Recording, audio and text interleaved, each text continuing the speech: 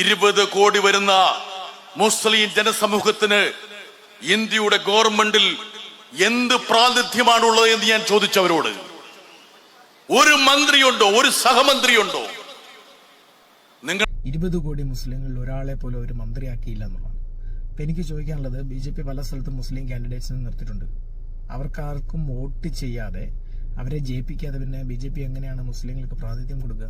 ഇപ്പൊ ഇവർ പറയുന്നത് ഹിന്ദുക്കൾ ഭൂരിപക്ഷമുള്ള സ്ഥലത്ത് BJP ജയിക്കുന്ന സ്ഥലത്ത് മുസ്ലിങ്ങളെ നിർത്തി ജയിപ്പിച്ച് മുസ്ലിങ്ങൾക്ക് പ്രാതിനിധ്യം കൊടുക്കണമെന്നാണ്. അതൊക്കെ ഇപ്പൊ ഇച്ചിരി കടന്ന ചിന്തയല്ലേ? നമ്മൾക്ക് ദേശീയ പാർട്ടികളിൽ പ്രാതിനിധ്യം വേണമെങ്കിൽ ദേശീയ പാർട്ടിയോട് ചേർന്ന് നിന്ന് മത്സരിക്കണം. അങ്ങനെ മത്സരിക്കുന്ന ആൾക്കാർ വോട്ട് ചെയ്യണം. അപ്പൊ നിങ്ങൾക്ക് ഏറ്റവും ഉദാഹരണമായിട്ട് കാനഡയിലെ സിഖുകാരെ എടുത്താൽ മതി.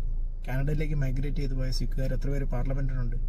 അവര് സിഖ് എന്ന് പറഞ്ഞ് വേറൊരു പാർട്ടി ഉണ്ടാക്കി നിൽക്കുകയല്ല ചെയ്ത്. അവരവിടുത്തെ പാർട്ടികളിൽ ചേർന്ന് പ്രവർത്തിച്ച് റെപ്രസെന്റേഷൻ കിട്ടി അവര് പാർലമെന്റിലേക്ക് എത്തി.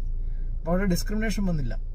അപ്പൊ ഈ ഒരു സ്ട്രാറ്റജി ഫോളോ ചെയ്യാതെ ഞങ്ങളെ എല്ലാവരും സംരക്ഷിക്കണമെന്ന് പറഞ്ഞാൽ, ഞങ്ങൾക്ക് റെപ്രസെന്റേഷൻ തരണമെന്ന് പറഞ്ഞാൽ